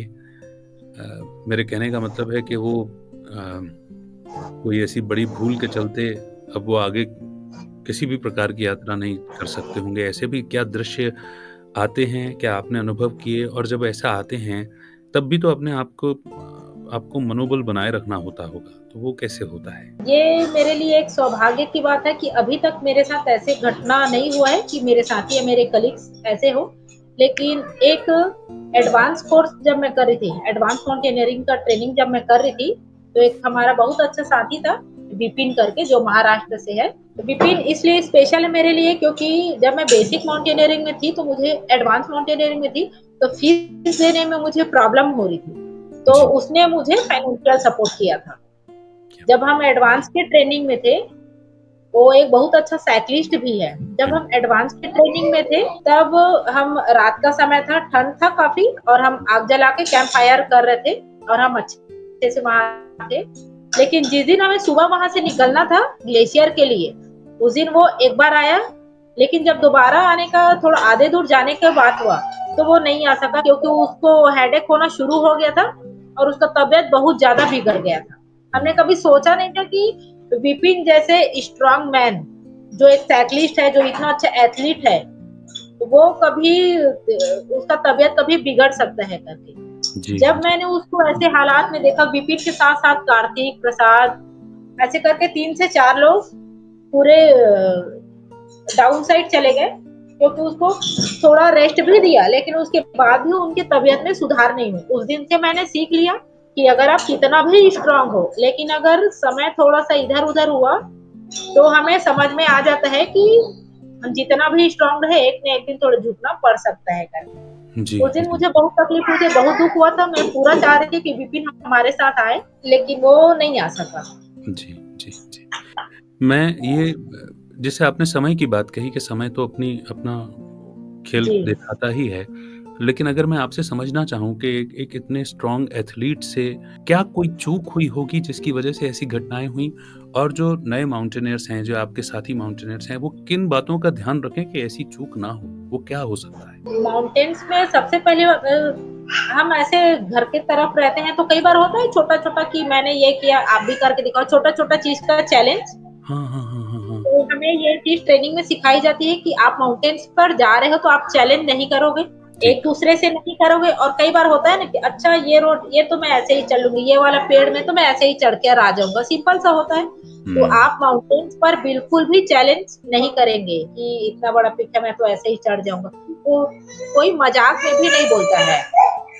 अगर कोई मज़ाक भी करता है कि सर इतना सा छोटा-सा माउंटेन, ऐसे दूर से देखने में लगता है कि अरे ये तो छोटा-सा है। तो ऐसा बोलते हैं कई बार मज़ाक में कि सर ये छोटा दिख रहा है, मैं तो इसको 1 दिन में चढ़कर आ जाऊँगा। हुँ, हुँ, तो हुँ। इस चीज़ को मना करते हैं हमारे इंस्ट्रक्टर कि आप गलती से भी इस चीज़ को नहीं बोलेंगे, ना घर तरफ ना माउंटेन्स पे, कि मैं इसको इतने समय पे कर दूँगा कि ये तो मेरे लिए बाएँ हाथ का खेल है। हुँ। माउंटेन्स के विषय में बिल्कुल मज़ाक करना नहीं होता है। माउंटेन्स पे चैलेंज ना माउंटेन्स को देना होता है, ना हमारे अपने साथी को होता है। जी। और जब हम अपने शू के नीचे क्रैम्पॉन्स पहनते हैं, क्रैम्पॉन्स वो होता है जो हमारे जूते के नीचे पहनते हैं, जो कांटेदार होते हैं, जो हमें ग्लेशियर में चढ़ने के लिए या उतरने के समय हम राइट, यूज़ करते हैं। राइट। तो उस चीज़ को जब हम पहनते हैं अपने शू में, तो कभी भी हमारा फीट माउंटेन्स की तरफ नहीं होना चाहिए। कई बार होता है ना, हम अपना शू पहन रहे हैं तो हम घर के दीवार पे टिक जाते हैं, तो ऐसे माउंटेन्स पे हमें टिकना नहीं है, हमारा फेस हमेशा माउंटेन्स की ओर होना चाहिए, ना कि हमारा बैक। ये चीज़ें हमें सिखाई जाती हैं। Okay, okay, okay. मैं तो मैं जितने भी माउंटेनियर्स हैं, नए माउंटेनियर्स, मैं कहना चाहूँगी कि कभी भी चैलेंज नहीं करेंगे और माउंटेन्स को कभी भी ना खेल में, ना छोटा रूप समझ के बिल्कुल भी मज़ाक नहीं करना है और कभी भी माउंटेन्स के तरफ बैक करके ना हमें खाने के लिए बैठना चाहिए, ना हमें कुछ भी शू को कैरी करने के लिए बैठना चाहिए। कभी भी किसी चीज़ के लिए अगर हम बैठ रहे हैं या खड़े हो रहे हैं, तो माउंटेन्स के तरफ कभी बैक नहीं करना चाहिए। जी, जी, जी। आपने मेरे एक सवाल का जवाब तो दिया जो मुझे शुरू से ही बड़ा आपके शब्द बड़े अच्छे लगे थे कि जब आप ट्रेनिंग में ये सिखाया जाता है कि माउंटेन के साथ में कैसे व्यवहार करना है, ये कुछ बातें आपने यस, कवर की। जी। मैं एक चीज़ और जानना चाहूँगा, आपने माउंटेन से या पर्वत से या प्रकृति से क्या सीखा? क्या-क्या सीख आपने ली हैं, जो मैंने जो जीवन माउंटेन में काम हाँ, जो सबके जी। जीवन में काम आ सके? आप जितना ज़्यादा मौन रहेंगे, उतने ऊपर जाएँगे। मैंने माउंटेन से ये चीज़ सीखी। क्या जितना बात! ज़्यादा शांत रहेंगे, उतना ज़्यादा ऊपर जाएँगे, क्योंकि शांत जो रहता है, वो ऐसे जैसे होता है कि समुद्र अगर चुपचाप है, तो इसका ये मतलब नहीं है कि उसमें गहराई नहीं है हुँ, और उसमें लहर नहीं आ सकती। एक बार लहर आना शुरू हुआ, मतलब वो तबाही ला सकती। सेम जीवन में भी हमें ऐसे ही रहना चाहिए। आप बहुत शांत रहिए, जितना आप चुप रहेंगे, आप उतने ही ऊपर तक जाएँगे। जितने ज़्यादा आप पेड़ के पत्तों के जैसे हिलेंगे, वैसे ही आप नीचे गिर जाएँगे। इस चीज़ को याद रखना चाहिए बिल्कुल। क्या बात! अमिता जी, मैं जैसे कह रहा हूँ ना कि आपकी हर बात में कोई ना कोई सीख है जिसे अपनी लाइफ में अपनाया जा सकता है। आपकी जो अगली यात्रा है वो माउंट एवरेस्ट की है। इस वक़्त जो भी जी, आपको देख सुन रहे हैं, आपके गाँव, आपके ज़िला, आपके प्रदेश और पूरे देश के लोग, हम जी, सब आपके लिए ये प्रार्थना करेंगे, करते हैं कि आप अपनी मंज़िल में बिल्कुल कामयाब हों और जो आपने पर्वतारोही की डेफ़िनेशन बताई है, वो बिल्कुल आप सत्य साबित कर सकें, क्योंकि आपकी हर बात में विधि से सिद्धि है।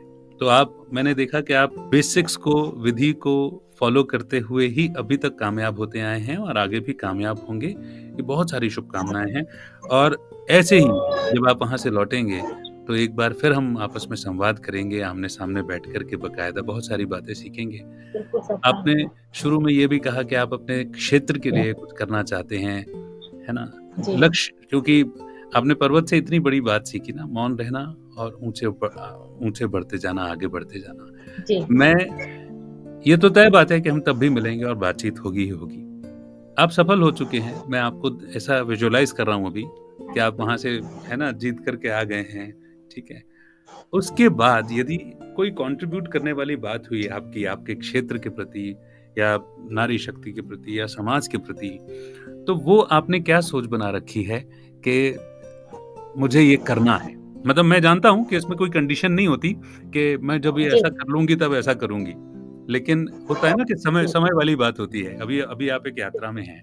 वो क्या जी। संकल्प हैं आपके? मैंने सबसे पहले ये सब हो जाए, अभी के समय में करियर गाइडलाइंस बहुत ज़रूरी होता है। वो अभी हमारे जहाँ मैं रहती हूँ, मेरे एरिया में उस चीज़ की कमी है, तो सबसे पहले मैं इस कमी को पूरा करूँगी। राइट। क्योंकि मैं जहाँ तक समझ रही हूँ या मैंने अनुभव किया है, हमारे एरिया में या जी। हमारे प्लेसेस में जिन लोगों को किसी भी विषय में मार्गदर्शन चाहिए, हुँ, आपको पढ़ना है, आपको खेलना है, कुछ सीखना है, मैं हर वो विषय में उनको मार्गदर्शन करने को तैयार हूँ। कोई चीज़ मुझसे नहीं बनता है, तो मैं वैसे लोग अवेलेबल करवा सकती हूँ या करवाऊँगी, जी, ताकि जी। उस विषय में उनको मार्गदर्शन मिले। क्योंकि अगर सही टाइम पे मार्गदर्शन नहीं मिलेंगे, तो मेरे जैसे भटक जाएँगे और जो भटकेगा तो ज़रूरी नहीं है भटकने के बाद वो सही राह पे आए। अभी का समय बहुत थोड़ा दिक्कत वाला है, तो हो सकता है वो गलत रास्ते पर जा सकते हैं। हुँ, तो मेरी कोशिश यही रहेगी कि मैं सही समय पे सबका मार्गदर्शन करूँ। लोग सोचते हैं कि 11th-12th के बाद सोचेंगे, लेकिन मेरा कहना है कि आप 9th के बाद सोचना शुरू करोगे, तो 2 से 3 साल आपको सोचने में लग जाएगा। सोचने के बाद, क्योंकि हम 2 से 3 चीज़ सोचेंगे, सोचेंगे तो एक चीज़ नहीं, 2-3 चीज़ सोचेंगे, तो किसी न किसी एक को सेलेक्ट ज़रूर करेंगे। तो इसीलिए क्लास 9 के बाद ही सोचना शुरू करें। ऐसे मैं एक करियर मार्गदर्शक के रूप में सामने आना चाहूँगी। आप आ चुके हैं, मुझे तो दिख रहा है कि अब यही काम चल रहा है, यही सेवा चल रही है आपकी बहुत अच्छे से। और जी। एक एक अंतिम सवाल, एक नहीं, एक शायद एक से अधिक भी हो सकता है, यस सर। कि अभी जो आपकी यात्रा है, क्योंकि ये सबसे बड़ी यात्रा है, सबसे ऊँची मंजिल की यात्रा है। इस यात्रा में जी आपको कितना खर्च, कितना धन लगता है, जो यदि कोई आपको मैं ज़ाहिर-सी बात है कि सब लोग आगे बढ़कर आएँगे तब उस यात्रा का संकल्प पूरा होगा, तब आप बिल्कुल। वो होगा। तो इसमें कितनी धनराशि, कितनी स्पॉन्सरशिप लगती है सो दैट इसे देखने वाला, इसे सुनने वाला यदि कोई संकल्प से अपना कंट्रीब्यूशन करना चाहे तो वो कर सकते हैं? ये माउंट एवरेस्ट का खर्च एक्चुअल में 35 लैक्स 35 लैक्स से ही शुरू होता है। जी, जी, ये मिनिमम है, ये बेस है ना? यस, ये बेस है। 35 से ही शुरू होता है, 35 लाख से। जी, फिर उसके आगे आपको जितना खर्च आप उधर पे, क्योंकि जो सुविधाएँ आप लेंगी, जितना सिलेंडर आपको लगेगा, क्योंकि सांसों की कीमत वहाँ बढ़ जाती है। क्या जो बात हम यहाँ पर ऐसे यस, सांसों की कीमत वहाँ पर बढ़ जाती है। तो इसीलिए 35 लाख से वो चालू होता है और 45, 55 उधर जितना हो सके जाता है। ये रेट इसलिए इसका इंक्रीज़ हो रहा है क्योंकि आपको जो सुविधाएँ आप लेंगे, उस सुविधा का वहाँ पर कितना अमाउंट लगेगा, इस हिसाब से भारत के कई लोग जाते हैं तो लगभग 35-38 इतना में चले जाते हैं, लेकिन वही फॉरेन से बहुत सारे लोग आते हैं तो ज़रूरी नहीं कि वो लोग एडजस्ट कर सकें। हुँ, इसलिए फॉरेन के लिए कई बार होता है कि वो 45 से ही शुरू करते हैं। हमने कई बार ही पढ़ा है इस चीज़ों को, हुँ। कि भारत के लोग, क्योंकि हमें शुरू से वैसा माइंड ही प्रिपेयर हमें कर दिया जाता है या हम हो जाते हैं। जी, जी, जी। आधा ज़्यादा प्रिपेयर तो हम अपने घर परिवार में ही हो जाते हैं अगर सिंपल फैमिली से हैं तो। जी, सही एडजस्ट करना हमें शुरू से आता है, तो आधे खर्च तो वही बच जाते हैं। और जिन लोग मस्ती मज़ाक और घूमने टूरिस्ट टाइप के आए रहते हैं, उनके लिए फिर ये जितनी सुविधाएँ चाहिए उतने अमाउंट लगता है फिर। नहीं, बिल्कुल ठीक बात है और मैं तो फिर समझता हूँ नेपाल कि गवर्नमेंट को दिया जाता है, शेरपा को दिए जाते हैं, सबसे ज़्यादा नेपाल गवर्नमेंट को चाहिए। हुँ, और शेरपा की वहाँ बोली लगती है क्योंकि जो भी शेरपा या गाइड होते हैं, जिसका अनुभव जितना होता है, उनकी कीमत उतना ज़्यादा होता है। और सही ज़ाहिर-सी बात है, अगर आप माउंट एवरेस्ट जाना चाहें, तो किसी नए के साथ तो नहीं जाना चाहेंगे। अनुभवी शेरपा के साथ ही जाना चाहेंगे, वही आपको ज़िंदा वापस ला सकेगा बहुत अच्छे से। हुँ। क्योंकि ज़िंदा वापस आना ये सबसे महत्वपूर्ण बात है। मैं आपसे बात करते हुए समझ में भी आ रहा है ना कितने सारे पहलू हैं जिसकी वजह से ये स्पोर्ट थोड़ा-सा एक्सपेंसिव है, महँगा है और उसमें स्पॉन्सरशिप भी अच्छी चाहिए होती है। जी, मैं समझता हूँ कोई नहीं, हमारे देश में अवेयरनेस भी बढ़ रही है। हर कहाँ कबड्डी अब कबड्डी भी प्रो हो गया, है ना? जिसको जी, तवज्जो नहीं थी वो भी प्रो हो गया और ऊँचाइयाँ जी, जैसी फ़िल्में बन रही हैं उसको उसको प्रमोट करने के लिए जिसमें अमिताभ बच्चन जैसे महानायक भी कार्य कर रहे हैं। तो उसके जी, प्रति थोड़ी अवेयरनेस ज़रूर आई है। कई सारे ऐसे कॉर्पोरेशंस हैं, जो जी, सीएसआर फंड रखते हैं इन इस तरह के जी, स्पोर्ट्स के लिए। मैं पूरी तरह से आश्वस्त हूँ कि न केवल आपके प्रदेश की सरकार, बल्कि जो भी इस बातचीत को सुन रहा होगा, वो आपके लिए किसी न किसी प्रकार से संकल्प ज़रूर करेगा। आपको चाहे शुभकामनाओं से, चाहे कॉन्ट्रिब्यूशन से, वो आपकी ताकि तैयारी भी पूरी हो और आप सफल होकर के लौटें। ये मैं पूरी तरह से समझता हूँ और बहुत जल्द आपकी पुस्तक का इंतज़ार करूँगा मैं क्योंकि इतनी सारी बातें अच्छी सिखाने की हैं ना आपके पास कि जी। सब उससे भी बड़ी एक तो मौन वाली भी सीख दे दी आपने, तो पुस्तक तो आप लिखेंगे ही लिखेंगे। तो ये आपकी पुस्तक का ज़रूर इंतज़ार रहेगा मुझे, ज़रूर लिखिएगा। अगर आपने संकल्प ना भी लिया हो, तो मैं आज आपको ये विशेष रिक्वेस्ट कर रहा हूँ कि आपकी हर यात्रा का उसमें वृत्तांत शामिल हो, हर कदम पे आपने जो लाइफ़ से सीखा, वो हम जी, उसको पढ़ कर के ज़रूर सीख सकें। मैं बहुत शुक्रिया अदा करता हूँ आपका कि आपने इतना समय दिया, इतनी अच्छी बात की। एक अंतिम संदेश के साथ महिलाओं के लिए कि वो इस क्षेत्र में अगर आना चाहती हैं तो आएँ जी। और एक संदेश चाहिए संपूर्ण महिलाओं मतलब सभी के लिए। महिलाओं के लिए तो मैं बोलना चाहूँगी कि अगर आप किसी भी फ़ील्ड में हैं, तो आप कभी ये ना सोचें कि हम महिला हैं इसलिए पीछे हैं। आप ये सोचिए कि हम महिला हैं इसलिए आगे रहेंगे। ये पहली बात। और अभी हमारे राज्य में बजट पेश हुआ है, उसमें एक लाइन आया था, मैंने पढ़ा था, ज्ञान से गति की ओर। ज्ञान तो सबके पास रहता है, लेकिन उस ज्ञान में हम गति कितना डालते हैं, हम किस गति में हैं, उसकी जानकारी हमें होनी चाहिए। क्योंकि सिर्फ़ मुझ में ज्ञान होने से मैं एकदम से जागरूक नहीं हो जाऊँगी। जो ज्ञान मेरे अंदर है, उसमें मैं क्या गति लाती हूँ, वो ज़्यादा इम्पोर्टेंट है। ऐसा तो ज्ञान से गति की ओर बढ़ने में ही भलाई है और इसी के साथ जीवन चलेगा। सिर्फ़ ज्ञान को अर्जित करने में जीवन चक्र नहीं चलता। इस चीज़ को हमें समझना होगा। तो सभी महिलाएँ सिर्फ यही ना सोचे कि हम महिला हैं इसलिए पीछे हैं, सभी ये सोचे कि हम महिला हैं इसलिए आगे आएंगे।